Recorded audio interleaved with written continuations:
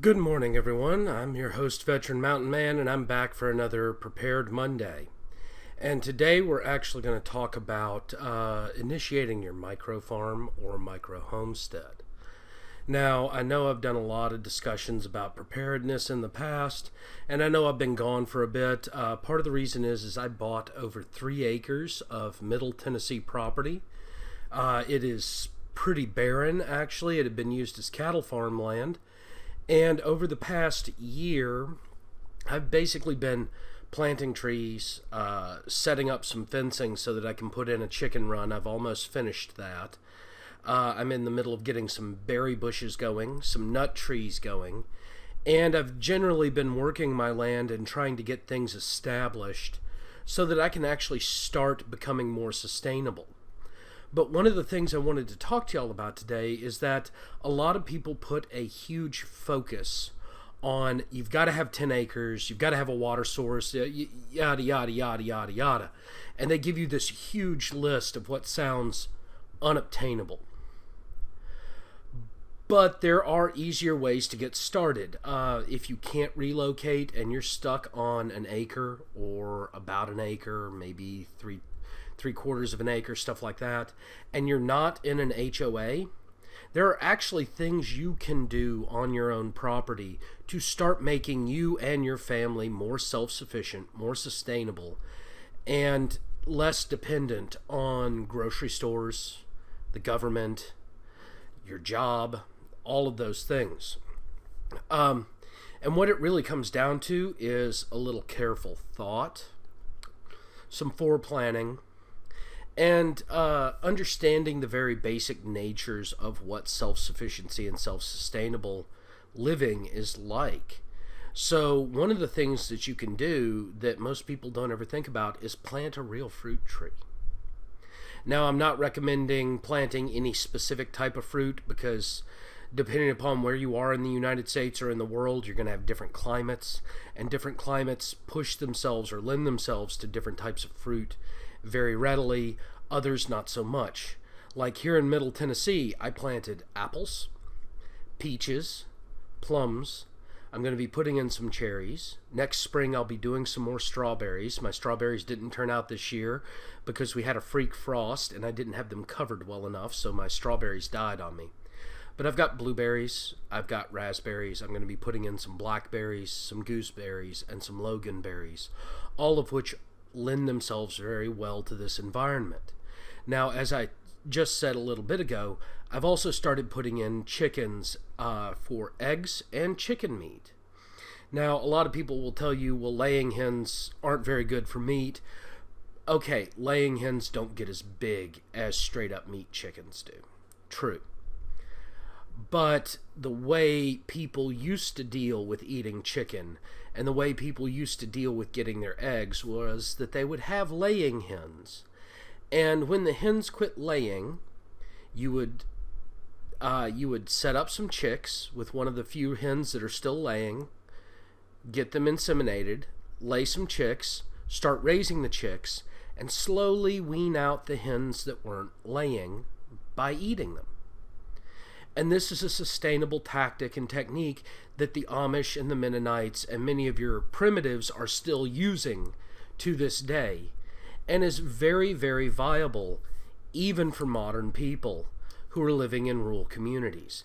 Now, of course, depending upon where you're living, you may or may not be allowed to have chickens in your backyard or in your front yard. And I honestly recommend, if you're living in an HOA and you're interested in becoming more self-sustaining or self-sufficient, get away from your HOA. Get yourself out of a planned community, because those have been actually one of the death knells in American culture that have stopped self-sufficiency for the modern man. And so getting away from that, getting yourself, and honestly, I don't have 10 acres. I have 3. And I'm still already doing all of this. And I'll be doing more. I've got to put up some fencing and get a goat pen in for a couple of goat and a couple of sheep, because honestly, mowing 3 acres every couple of weeks in the Tennessee rain is really difficult and nearly impossible. So one of the ways I'm going to handle that is through grazing animals that are small enough to fit on the property, will still provide meat, will still provide milk for cheese, and are fairly self-sustaining in themselves, and I can rotate through them, just like any other homestead or micro farm. So just because you're not living on the 10 acres that many people prescribe for becoming completely self-sufficient as a fully functioning homestead doesn't mean you can't move your way there. Also, don't forget, if you move yourself into a rural community and you're on 3 or 4 acres like I am, you can also find additional land that you can use for hunting land, that you can use for grazing land if you put up some fences, that you can even plant if you've got the right equipment to, and effectively create yourself an additional field. And you may have to travel to get to it. You may have to travel 10 or 20 minutes, maybe 30 minutes. I wouldn't recommend finding someplace more than 30 minutes away unless you're going to use it strictly for hunting and grazing land.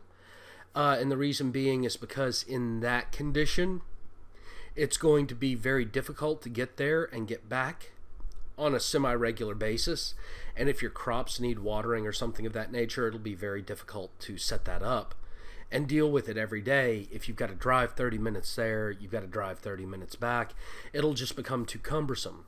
But if you're putting, say 10 or 20 sheep, or say 6 or 7 cows on 8 acres of grazing land that you've got fenced in, and you can afford to keep a dog and set up a pen or a shelter area for those animals, you can actually manage that fairly well, even if it's up to 30 minutes away, because you'll need to go out 3 or 4 times a week. You'll need to make sure the dog's got food, that there's water available, and the dog will help manage the predators.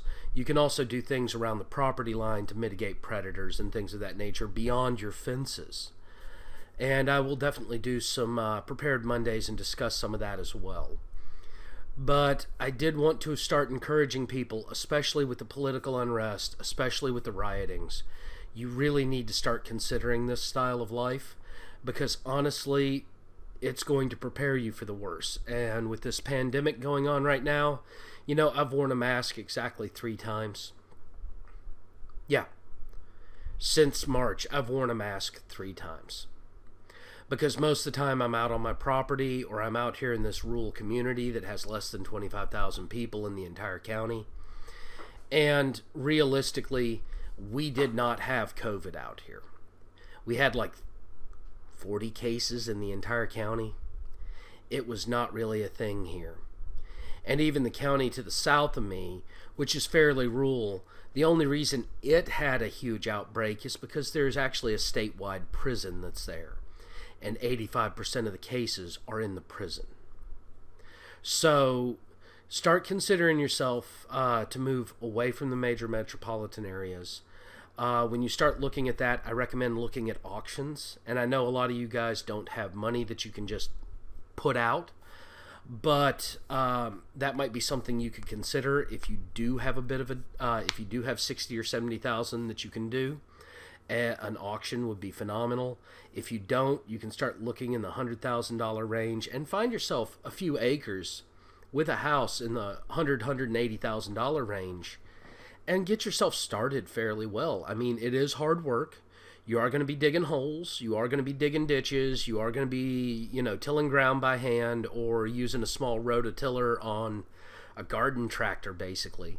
But you know what? It's definitely well worth it. You get a higher quality of food, you get a higher standard of living, and believe it or not, it's phenomenal exercise. Well, I want to thank you all again for joining me. Please don't forget to like and subscribe, or follow and thumbs up if you're on BitChute. I'm going to start doing more of these videos again as time permits, especially probably starting this winter when I have less to do on the homestead here. And I hope you all have a wonderful Prepared Monday.